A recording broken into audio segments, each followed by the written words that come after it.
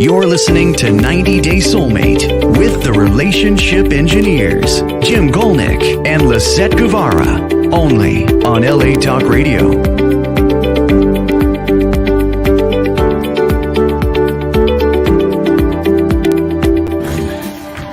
At the bubble tea bar. Oh, being single's not so bad. You go to parties when you want. You have the freedom to do what you want. But I want someone to share my life with. I'm afraid to get hurt again. Keep your head down. Don't look. Don't make eye contact. Oh no. Pretend you didn't see her. She's attractive. But probably not my type. She's probably a Scorpio. Too controlling. But she sure is pretty.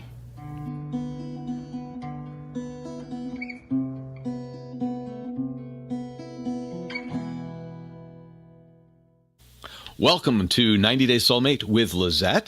And Jim.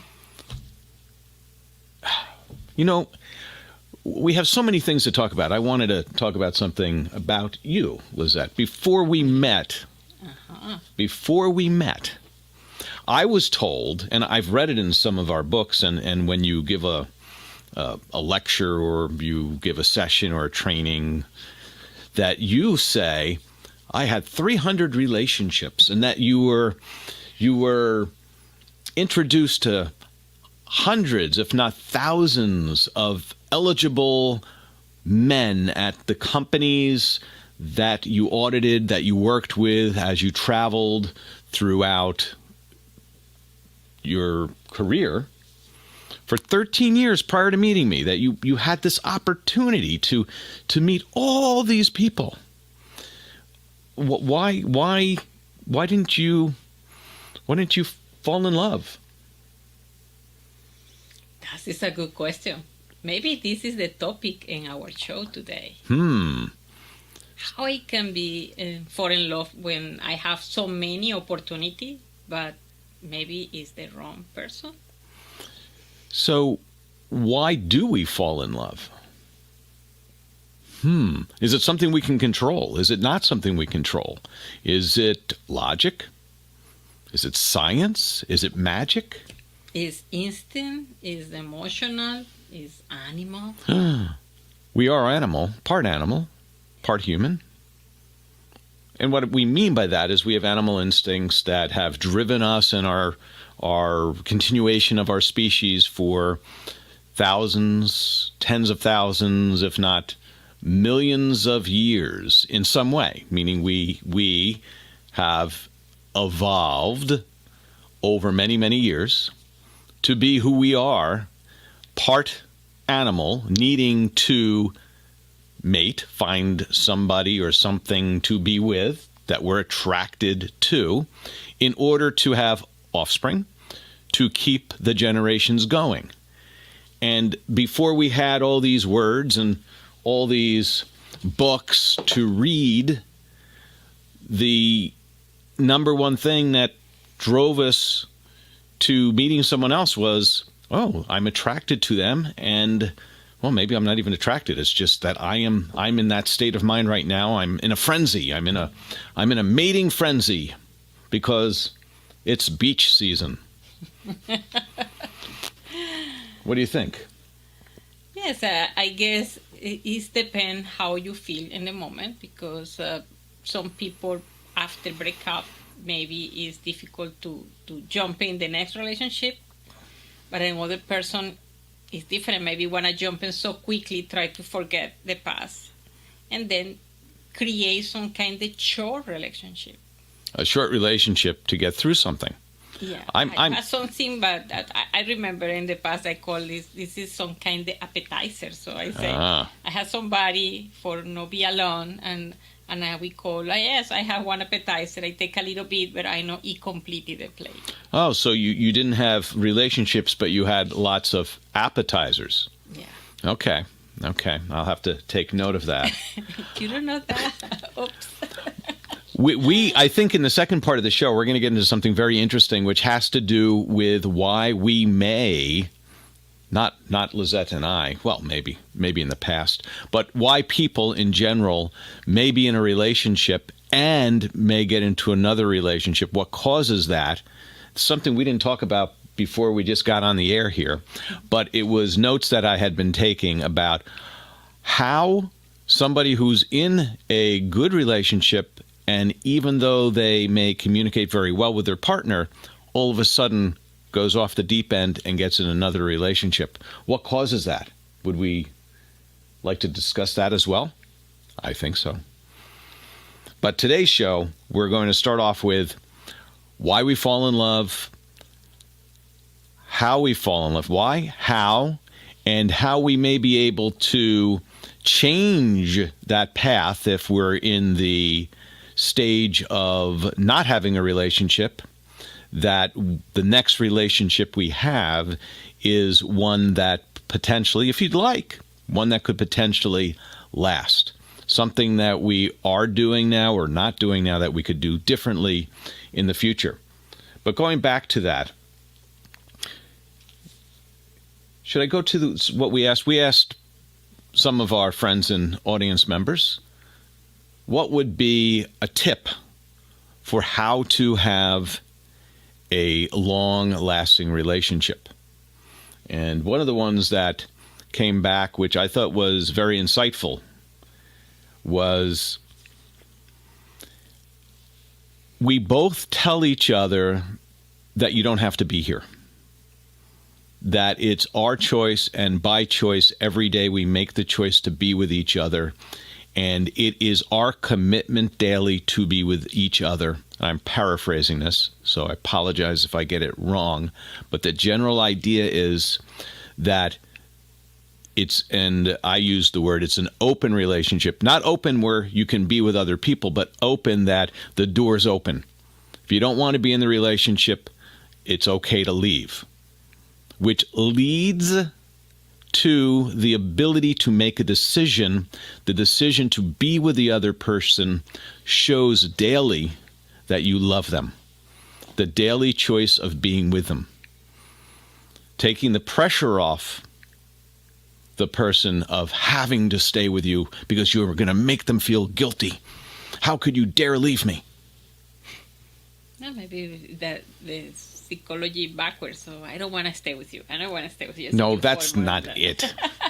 Well, that's actually when, if you talk about all the things, I like the idea that you say, hey, I want you to want to be with me.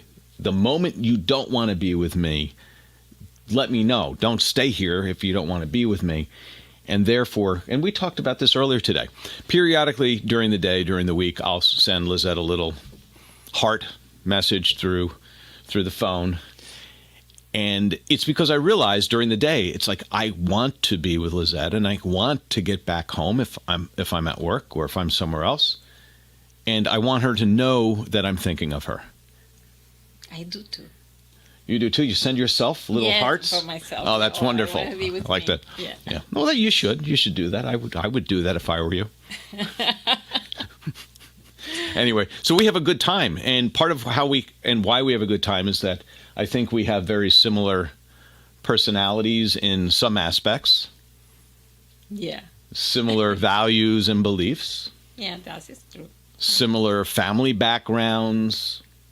Educational backgrounds, hair background. Oh, no, that's not true. But there's a lot of similarities between us that allow us to have a common goal, communicate it well, help each other out. And I think last week we spoke about we sometimes have different methods of attaining a goal. Like Lisett is much more organized and follow this path and then next do this and next do that. And I'm a little bit more all over the place, like we were tonight. So tonight, Lisett left me here in the studio to go, I don't know, do something. I guess clean the dishes. Go to the green room. Go to the green room so the makeup artist could take care of her before the show. Get a pedicure and a manicure, and then no, we didn't have any of that. But she asked me to put down on paper, what are the sections of our show today. Usually we like to have the first number of minutes being the intro to what we're going to talk about, and then in the middle a little bit more research, and then maybe something funny towards the end with a summary. So I had to force myself to do that, which then helps. That helps me. It's difficult sometimes, and that's why she had to leave, because I was, burning up down here going, what do I need to do? And I speak English, so I don't got it. So Lisett comes down. I have laid out on paper now what I think we want to talk about, and then the show starts, and I immediately change what we're talking about. But but it's because there's something in all this that hits me as this makes sense to talk about. And I think it's important. And as we get to the next section, we'll go a little bit more into it. But if you go back to the video at the beginning of the show about the guy trying to make a decision of, should I get into this relationship or should I not get into this relationship, it has to do with how we typically get into relationships and why they last or they don't. And relationships are now so complex. And going back to evolution, they might not have been as complex. Before humans had the ability to speak, maybe relationships were simpler. Who knows? Nobody said anything about it. Anyway, we'll be right back after this 90 Day Soulmate on LA Talk Radio.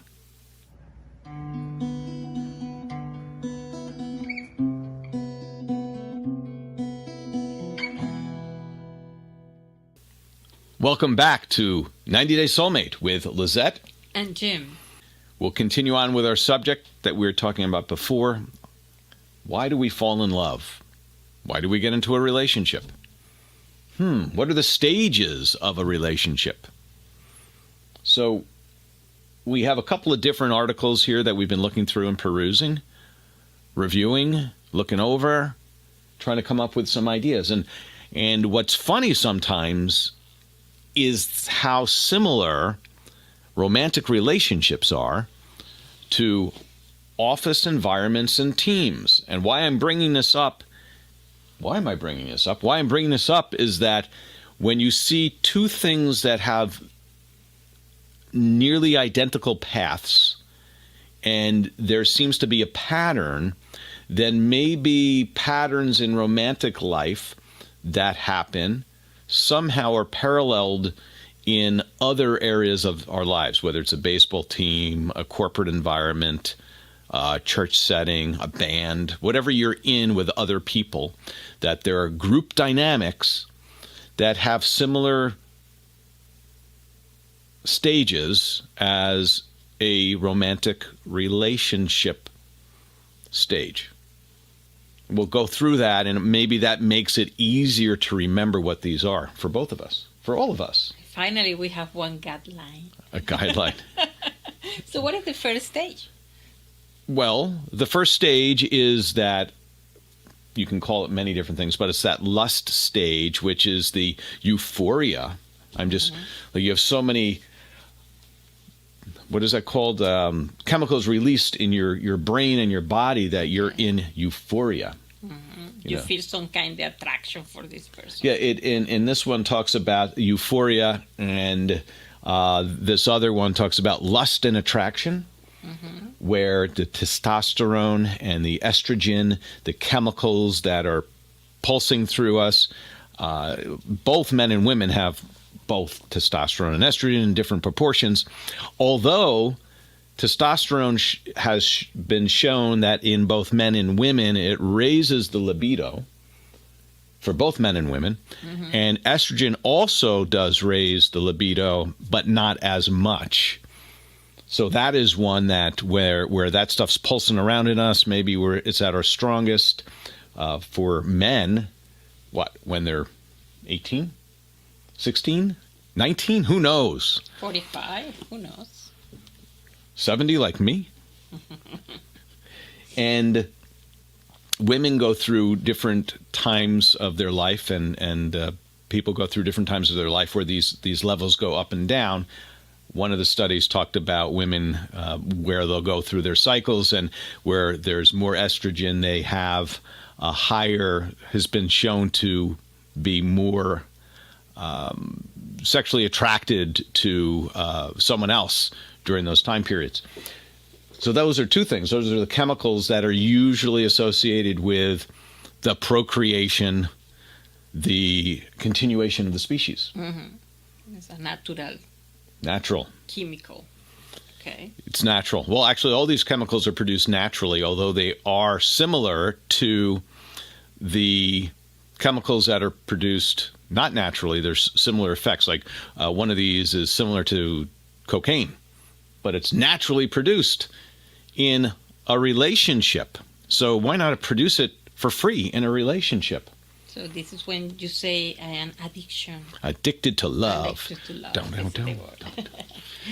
So the euphoric stage can be the testosterone, the estrogen.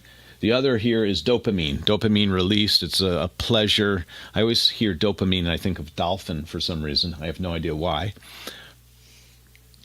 Because I'm a dope. But, that is a, we feel pleasure. It's and I think one of the articles talks about it a little bit here, which is, let's see. Oh, it's a reward pathway. It's released in our brain, and it makes us feel pleasure, makes us feel like something was good for us, and we really like that. That's part of the attraction stage. The second stage is the early attachment stage, meaning now you're through the lust and attraction, you're weaning off that a little bit, but you're still attracted to the person. Maybe you're just not as passionate as the first little bit of time period. And now you're getting early attachment, where you're starting to connect and feel a connection, an attachment to the other person. And in that stage, this article talks about how oxytocin and vasopressin are raised. Those levels are raised, which help bind the two people together, that initial attachment. So in this stage, maybe you can have some kind of sabotage. Yeah. Just remind me one of the book, we have one chapter relating to sabotage relationship. And I think so. So now that your chemicals are starting to wane a little bit, those lust ones and attraction ones, and you're in that attachment stage, you might start sabotaging your relationship. Why? Now you're thinking. Yes, because you're from... Your frontal cortex just popped back on. Oh, that was one that's very interesting, is that in the initial stages of lust and attraction, where those chemicals, those natural produced chemicals, are pumping through us in that part of the relationship where you feel euphoria, those chemicals can shut off the frontal cortex, or the logical thinking part of our brain, which makes us do things early on in a relationship, potentially, that we wouldn't do if we had a clear mind. So when you do the craziness stuff. Like what? Like hold a radio in the rain and bring chocolates and flowers. The second, the third week to Las Vegas to marry the person. Yes. Ooh. And then your brain clicks on you. You're like, what did I do? Hey, this is my baby left me. Sorry. But the shutting off of that now clicks back on, and that's what we want to talk about. You're now in the stage where you're starting to really start thinking about the relationship. Oh, is this the right person? Oh, their earlobe is rather small. Oh, no, I smell good. Well, they don't smell good. Well, which may not actually happen, because the smell is one of the attraction. One of the attraction things. And what's interesting about that, A smell that we are attracted to chemically and naturally may be one that once we go past that stage, and you're actually right about that, we may start noticing a smell that in our mind we think, oh, we don't like. But it could have been something that actually triggered the initial attraction. Yeah, but you are in the euphoria stage, so you don't recognize. You're right. Mm-hmm. So now past the euphoria stage, and you're like, what is that smell? Ooh. So that's one. You start thinking about maybe how they are treating other people. Last week we talked about how people are with waiters and waitresses, and when you notice the person you've been dating or you're with, and suddenly you realize that, wait a minute, they're not the person I thought they were when I was in euphoria Stage, yeah. So what happens in this sabotage stage is the stage number 3. you enter stage number 3, or you could, which is called, in this case, the crisis stage. You start experiencing challenges in the relationship. I want to stay up late. I want to go to bed early. I want to travel. I want to stay home. I want to eat out. I want to stay home and cook at home. I want to go to the movies. Yeah, I like to running outside. I like to run outside. Oh, yeah, I love running with you until the euphoria wears off. I don't like running. Come on. I like reading books, as long as they are picture books. Or is the 90-day book? 90-day book. This is the only one I like. Only read 90-day book. But the crisis stage is the stage when somebody is in early parts of a relationship. It's the one that's the most difficult to get through. And it's actually a good stage. The crisis? It is a good stage. Okay, why? Because it tests the relationship. It tests the compatibility. It tests the commitment of the two people that are in the relationship. And also the capacity for each to see how handle difficult situation. I say it's easy you believe or say, oh, this is a good person in good way. When you have some difficulties, really sometimes you know who is the person. Yeah, that is true. You see how they react in crisis. It's like the person who suddenly you see somebody and they get a big gash in their arm and they're bleeding, and the person you're with jumps into action. They help put a tourniquet around the arm, they bandage it up, and you're like, wow, I can't believe they did that. Or the other person see you and running away, or acting right. Ignore. Ignore. I don't see that. So crises, turmoil, trouble, whether it's between the two of you or an outside source, a catalyst, something that's happening in your relationship can help test the relationship. And depending on if the two of you are on a team and working towards the same goal, you may say, wow, they are not what I expected. Mm-hmm. Or you will say, wow, they're more than I expected, which... Expectations. Oh, expectation. So you have expectation in relationship? That's an interesting one. I think we wrote that. Oh, look at that. We wrote that there. Should you have expectations or not in the relationship? What do you think? Okay, I talking with somebody, they say that my secret for my long relationship is not have expectation from my husband. And no expectations. Yeah, but I start to thinking and I say, everybody has some kind of expectation. So really you can remove 100% and say I don't have any expectation. So we wrote down idealistic versus realistic. You may have an idealistic belief or expectation for what a relationship is. You or somebody may have the belief of a relationship from the last 7 movies you've watched that have been, oh, this is a relationship. It's supposed to be so beautiful. There's supposed to be so much stress in the relationship. And at the end, you're supposed to come through and just love each other. As as the lights go down and the wine's poured and petals of roses are everywhere? It will happen with the routine when the real life. When in real life, when you can't afford champagne this week, when you know, can't go to the restaurant and cooking and home and clean and take the garbage out. Exactly. So what happened? What with happens? The music, with the music romance. stops. What happens when there's a crisis economically? What happens when there's COVID? What happens when there's a war in your country? What happens when gas prices go to $5 a gallon? What happens when there is no gas?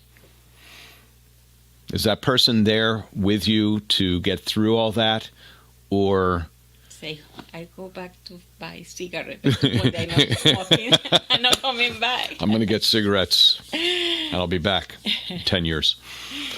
Yeah, 10 years? What happened when he returned? He say, "Oh, I forget. I forget the matches." And go back. So will your partner help me? Ask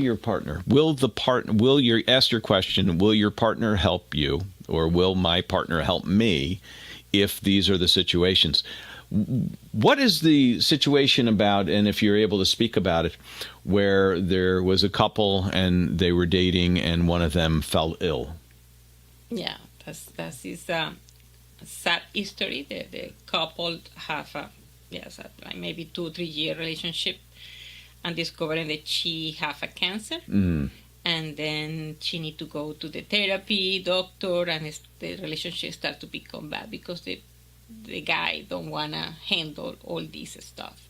So unfortunately, she told me, it's my last turn of my life. I can live more drama that I have already. Right. So they break up, and she unfortunately died alone. So that is one of the examples, and it doesn't have to be that extreme crisis like that much crisis. Yeah, but this is one example that you have some expectation that your love stay with you, and the last time the bad part. Yes. Yeah. So. And our expectations can be different from one another. And I think I wrote down some other things here. Do you expect to get flowers? Do you expect to get little notes? Do you expect to get emails? Do you expect to be touched like, I love you, honey? Yeah. And connection, communication. So and you've probably seen things on,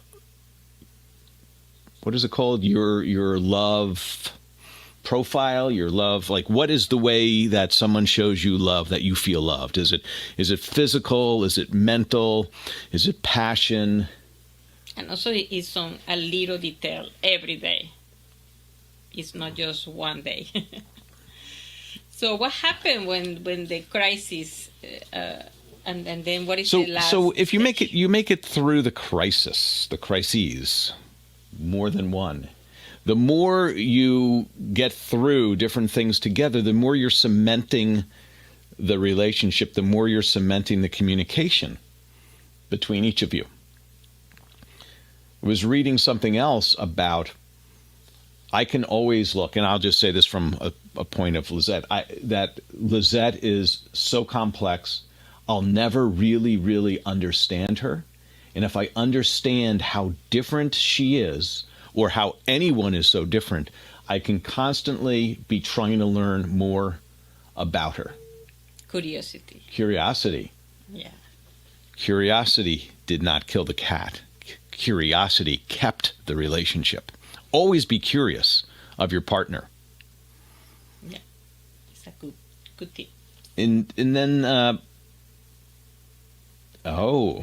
so we have to look at the excitement of the early part of the relationship versus the routine of the later part of the relationship, and say, how do we keep some of that excitement, but also understand the necessity for routine, that there has to be part of the relationship that's routine. I wanted to go to that next step where it's, as the relationship is cemented, it gets into the deep attachment stage. Now we've communicated at a deeper level than before, that we're much more transparent in what we talk about. our feelings, what's happened in our families individually, what our likes and dislikes are. But now we're really open. Early on, and you've heard this from us before, early on, Lisett was the first person, the first woman that I ever said, okay, here's my password to my computer and phone. I don't care anymore. And it's not that I don't care anymore. I care enough now that I realize that Lisett needs to know everything about me if she chooses, and that there's really, I don't want to hide from love. Yeah. And that can be very scary to some people. Like, they want to be shielded because they're afraid to be hurt. But if you've been hurt a number of times before, and it seems like a pattern, because you've always tried to protect yourself, and every time you protect yourself, you eventually get hurt anyway, just open completely up. Be as vulnerable. I don't like the expression vulnerable, but be as open as you can, because perhaps that's where you have the greatest fulfillment in a relationship as you could possibly have. Yeah. So when you have more stuff that you hide, it's more easy to somebody hurt you. When you are really transparent, the people can find how to hurt you. That's true. It's you've probably all heard of the emails that go around that come from an unknown person, and it looks like it's coming from yourself, and it says, I have access to your computer, and I see what you've watched, and I see the pictures, and I'm going to reveal them. This is a big scam. You don't see this? No. Anyway, these are there are blackmailers out there who will some will fake a relationship with you, so you'll send pictures. You've heard that. And then, I'm going to release that picture to your friends or your family. And the whole idea is to get you to pay money so they don't. Okay, but if you don't have nothing to hide or pictures, it's a scam. Yeah. Okay. So the point would be is that if you're with your partner and you're always worried about something that you did, then that's going to come across in your behavior, in your communication, and eventually it can lead to, I mistrust you for some reason, and I don't know why, and it's because the apparent shielding of information means, you're hiding something, or could, right? Yeah. Okay, so why we said that the romantic relationship stages are similar to group dynamics or group stages is for this. Years ago, and this goes back to 1995, somewhere in that area, I was training in my marketing position in a company. I was training internally groups at a 4,000 person corporation on team dynamics. And there were 4 stages. You've probably heard this, 4 stages of teams. There would be the forming stage of a team where people first get together, they first meet, you're all on the team, and you're getting to know people. No one knows each other. Everyone's on their best behavior. Sounds just like when you meet somebody for the first time, right? That euphoric stage. You're all so happy to be in the same room together, to be on this team. And that's the forming stage. And again, euphoria of the first stage, euphoric stage of a passionate relationship being similar to the forming stage of a team. And then the second stage of a team is the norming. We are on a team. We have people from all different backgrounds, but we're on the same team. So we're all doing things and to support each other. We're getting to know each other. We want to be like everyone else on the team, which is the early attachment stage. So we're no longer euphoric. We're trying to be like the other person. We're trying to get along with them. We're that norming. We want to normalize our relationship with everyone on the team. So in a romantic relationship, we talked about the third stage being the crisis stage, where we start facing challenges. And teams do that too, and that's called the storming phase, or the storming stage of team dynamics, where people's personalities, pasts, experience leads them to take positions in the team that are opposite and opposed to someone else. And now they start arguing that my idea versus your idea versus this person's idea. And it's tough because this is the first time during that team relationship that people are now being individuals, putting out their own views, getting into differences of opinion based upon different backgrounds are now, I'm an engineer, it's got to be done this way. I'm in marketing, we have to say it this way, and it's got to be posed this way to a client. And here's the accountant with their position. And it can be all those things. It can be position-based, it can be experience-based, it can be personality-based. But the team dynamic in the storming or third stage is people start taking positions and making little teams within the team to, I don't want to use the word gang up, but it is the crisis stage of a team. But if the team has a greater goal, we need to do this and get this project done, and it needs to be successful for the good of all of us. Or if the relationship has that greater goal of we love each other so much, we got to get through this, we need to figure out how to get through this, the team will get to that next stage, which is the performing stage. It means performing at a high level. We will take all our differences of opinions and come up with now a new way of acting, a new way of getting to a decision, a new way of moving forward in this endeavor that we're working on, and get a better result by having the individual differences add up and give other options that would not be there if everybody just stayed in that norming stage. So the storming stage that takes you through to the performing stage is important. Just like in a romantic relationship, the crisis stage, where we now are working through challenges, gets us to an attachment stage, which is a deep attachment stage. In a team environment, we can get to a team that has individual personalities and traits, but they're working together to get to a better goal.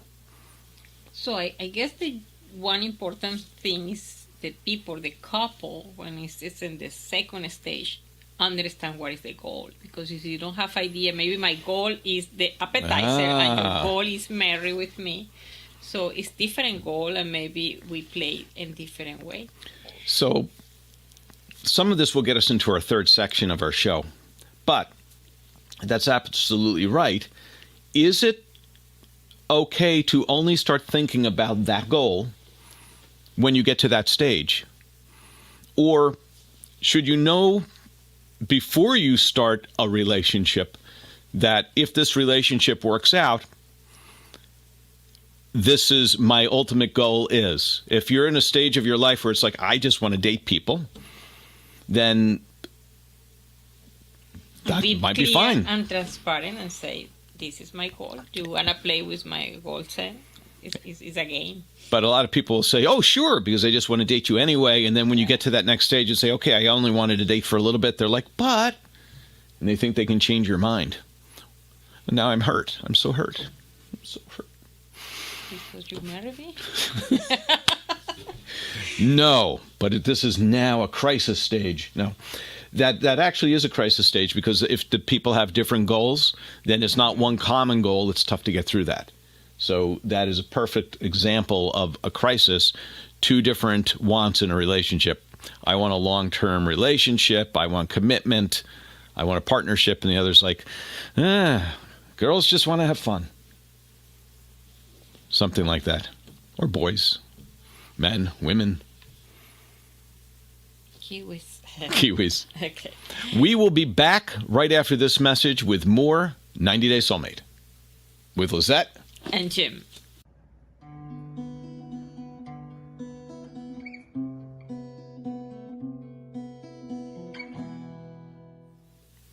Welcome back to 90 Day Soulmate with Lisett and Jim.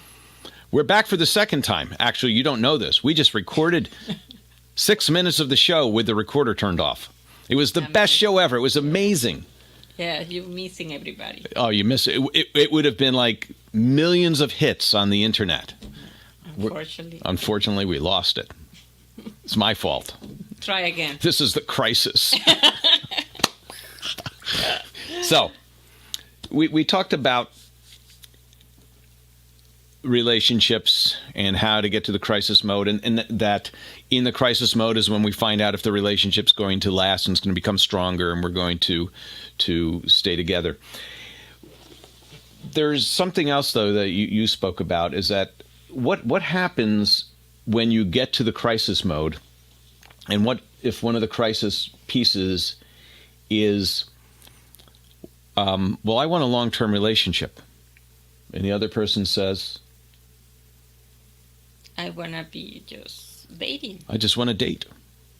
And we talk about that, is that if you have different goals in mind for a relationship and to be with the person, if you don't have the same goal and you're only at the crisis mode finding that out, oh my gosh, you just potentially both wasted so much time.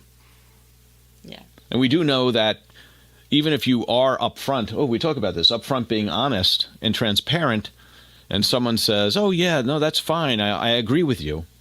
Sometimes they're just saying that because they just want to be with you and they hope that they can change your mind, or maybe that's where you are and you hope you can change the other person's mind.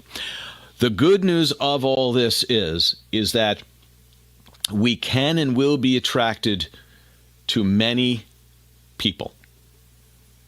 There will be many people we're attracted to, many people we're not attracted to. We may be attracted to someone who's attracted to us. Someone who we're attracted to may not be attracted to us. Someone we're not attracted to may be attracted to us. And someone we're not attracted to may not be attracted to us. So there are a couple of things in there that are good news. If they're not attracted to us and we're not attracted to them, great. If we're attracted to them and they're attracted to us, great. There are going to be many people who fall into that. But since those initial attractions many times are based upon lust and just attraction from smell, how someone looks, the chemicals that are running around in our body when we're in that dating mode, that we also know that the front part of our brain gets shut off during that part of the relationship, during the initial attraction mode, the initial dating mode where there's the lust and the attraction, and you've got the testosterone and the estrogen running around and the dopamine, and those things are high in our brain. It shuts off the frontal cortex, which really puts us through weeks of dating. Mm-hmm. That might not be good for us. It might not be good for our job. It might not be good for us physically.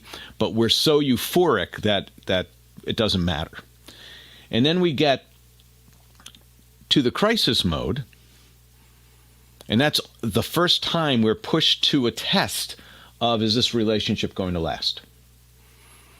And at that point, we're going to find out, do we have the same goal in mind? Do we have the same things we like? Have the same things we dislike? You'll get more depth into that and more depth into communication.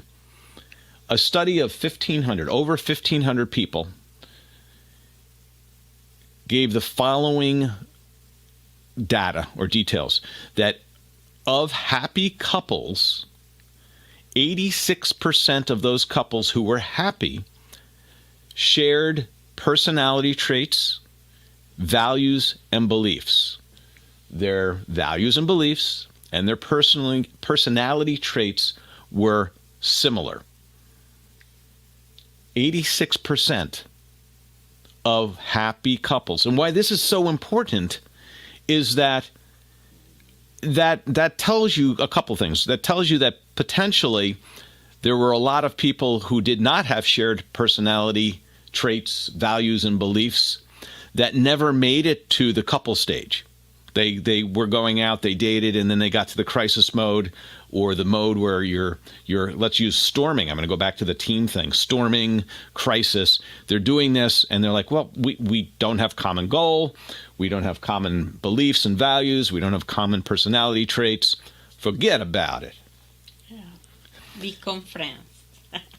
So successful relationships, 86% of those that are happy share similar values and beliefs and personality traits. That being the case, if you don't want to waste a lot of time in the dating game, in the lust and attraction section, only to lose it in the crisis section, what can you do? Let me give you an idea. Lisett just pointed to this book, 90 Day Soulmate. That's the story of love. 90 Day Soulmate, it's also the name of our program, isn't it? 90 Day Soulmate was a book that we wrote over 10 years ago, but what's in it is very powerful. It's got... It has some kind of checklist that you can do the inventory of your values, your personality, your belief, and then you can know who you are, what are you looking for in the relationship. So if you really look into yourself and go, what are my values? What are my beliefs? And I think some of the things we talk about is religion. Are you religious or you're not religious? What kind of religion? What are the things that you like about spirituality? Parents, brothers and sisters, past relationships, family, sports, education, hobbies. Healthy. Or you like health? Do you like exercise?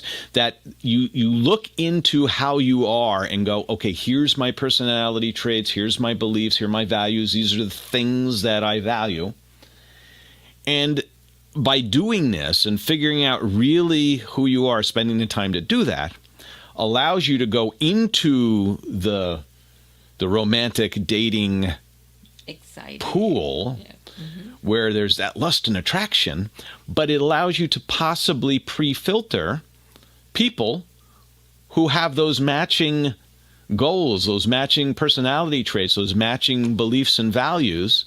So when you get through the lust and attraction and chemicals that are shutting off the front part of your brain, and now you start going into the front part of your brain and into the thinking, logical part, hey, there's a lot of matching. And maybe you fall double in love. Double in love. I think that's going to be a new song, Double in Love. After the crisis. After the crisis. So the crisis that pushes you, the storming part of the relationship that pushes you to how do we address these challenges of a couple or of partners, that having the same way, the same beliefs of how to address things. I think some of the things we talk about, we just didn't talk about now, but, politics. Imagine finding out that somebody has vastly different political views because you were so busy just being in love and cuddling. And now you find out, oh my gosh, I can't believe they believe that. Are you going to get through that, or is that a crisis? Or you level the people. You're gone. You're out of my life. So the idea is to short circuit the bad relationships. And I think one of the things we brought up in the past is that if you only want to just date and have fun and go out with people, that's fine. But if you're trying to say, I want to find a soulmate, I want to find a partner that I want to get along with for a long time, then by doing some of this upfront work prior to meeting people, helps you filter the people that will match from the people that won't match. And mismatched relationships that never should have been. And I don't know how many of you know people that are in a relationship that you're like, oh my gosh, they don't get along with each other, but no one's willing to just end it. That a lot of relationships, there's some relationships that are in that state, may have been saved by people being honest and open up front at the beginning of the relationship. And that's what we're hoping to be able to help people with. This is the plan. The plan. To help. So again, we know we've got opportunities to meet people that we're going to be attracted to, and there's going to be lots. And once the attraction, the high levels of chemical attraction that shuts off our brain ends, we want the common personality traits, values, and beliefs to remain. And this is the secret for keep long relationship. The secret. When the chemicals leave our brain, the values, Take a power. traits, and beliefs remain. I wanted to create a little poem there, a little poem, a poem to remember, to take this idea and drive it home on 90 Day Soulmate with Lisett and Jim. Thank you. Until next week. Bye-bye. Bye-bye. You're listening to 90 Day Soulmate with the Relationship Engineers, Jim Gulnick and Lisett Guevara, only on LA Talk Radio.